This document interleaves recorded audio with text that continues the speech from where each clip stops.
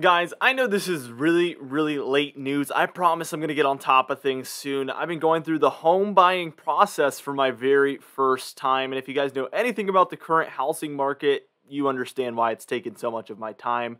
But thankfully, I've had an offer accepted now as of yesterday, so I'm going to have a lot more time to make videos now all of a sudden, which is super cool. Now, today we're talking about DeVante Parker. This is like 2 weeks old news, I think, or like a week at least. But this is really good news, okay? We have a really talented wide receiver, and I've been looking over the numbers, I've been looking over the grades, and really, I think the one thing that I can kind of link to this player is consistency.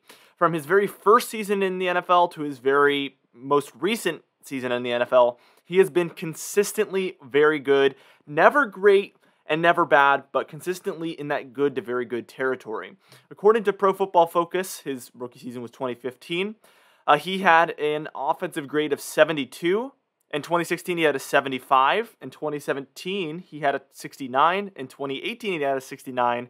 In 2019, he had a 79. In 2020, he had a 76. And in 2021, he had a 72. So it's basically varied from about 69 to 79, but mostly 69 to about 75, which is very close and consistent to be in that range every single season, according to Pro Football Focus.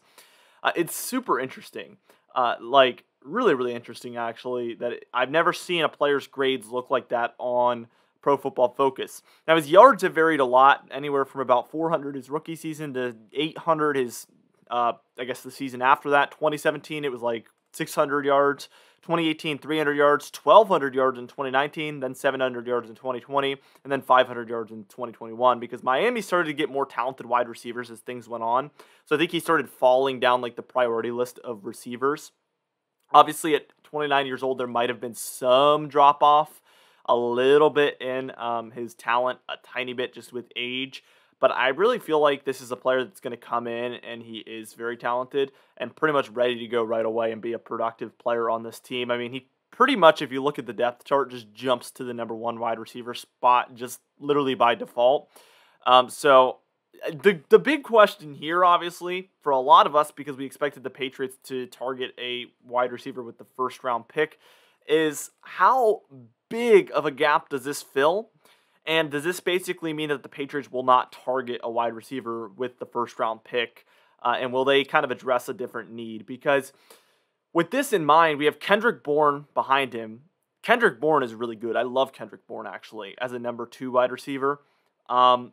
Nelson Aguilar is still on the team, and, you know, that's kind of like a love-hate thing. There was some games where he showed some consistency, and then there were some games where it was just, like, non-existent. So, like, I'm glad he's on the team, but it's not really, like, he's replaceable. Let me put it that way. He's replaceable. And, you know, we have other wide receivers as well on the team. So, it makes me wonder, is there a big need at wide receiver anymore? And definitely, is that the biggest need at wide receiver? I would argue that it's definitely not the biggest need as of now. I really don't think it is. I'm trying to think here. I really think they're going to target defense now with the first-round pick. Maybe an offensive lineman wouldn't surprise me. That would actually be a very solid pick. There's just like one, with Jack Mason gone now, there's just that one spot on the offensive line that's really a need. Everywhere else is good.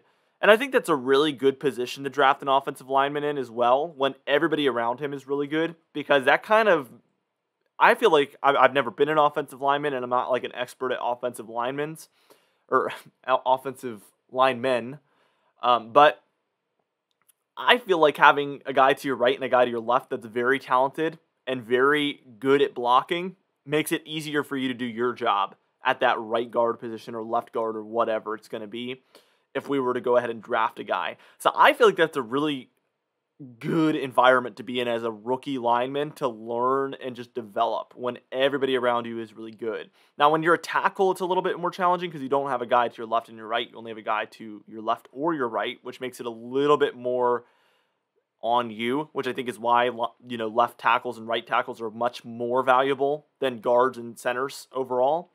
But regardless, I think that would be a good direction to go with the first-round pick.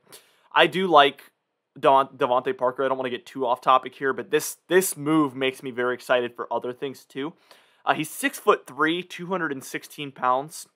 and he runs a 4.45.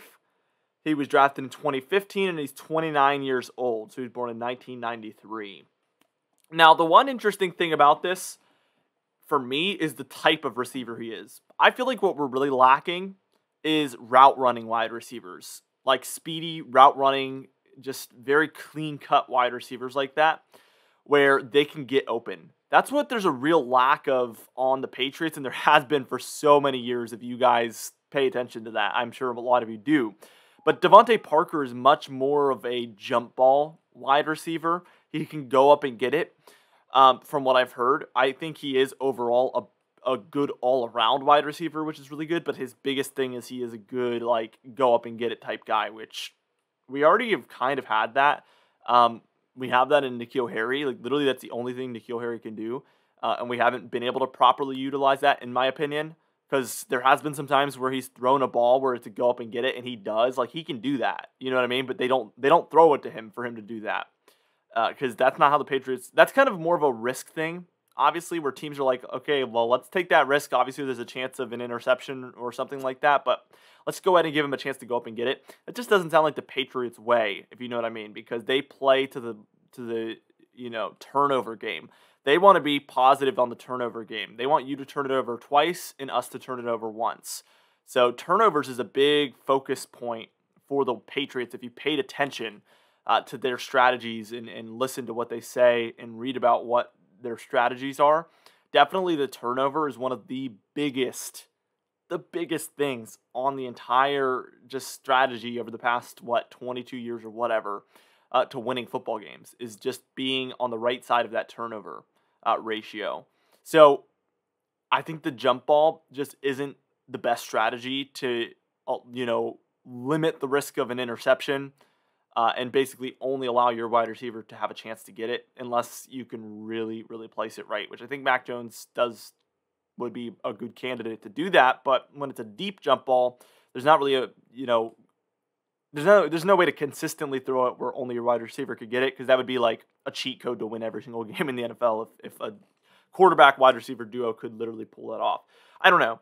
I guess DeVante Parker, what I'm saying isn't exactly the exact type of wide receiver I would think we would need to really bolster the group, but talent-wise overall, it is just an upgrade. So, and just adding another talented wide receiver just fills a gap where I feel like they probably won't go up and get a wide receiver in the first round, but who knows? Maybe they will. Maybe they'll be like, let's draft a guy now that we have all this talent to develop around, and they will really have a talented receiver core.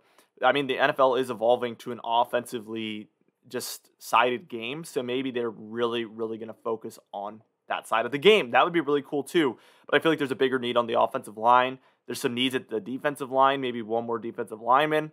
Also, linebackers, we could still probably use a linebacker, and of course we could use a cornerback too. So there's a few needs on the team. I definitely think that the safety position has been kind of addressed. The wide receiver has been addressed. So that kind of pushes the cornerback, linebacker, defensive line, and offensive line up the board on as far as needs. And it moves wide receiver and safety down the board, which safety was already pretty low, but wide receiver was arguably number one, and that's definitely moved down the board as far as what the biggest need on this team is. So this changes a lot about what the future outlook of this offseason looks like. In a good way, obviously. We've added talent, we've added cheap talent, and we got him on a really, really good trade from what I saw. So, we didn't give up too much, and we really got a lot back for what we did give up. So it's a pretty nice trade, and I'm excited to see what ends up happening with this. Anyway, guys, let me know your thoughts in the comments down below, because I'm curious if this is pretty much overall people really like this or dislike this from the Patriots fan base. Let me know in the comments down below. I'd love to hear it. Also, like the video to help me out. And be sure to subscribe for the best Patriots content on YouTube. I'll see you guys later.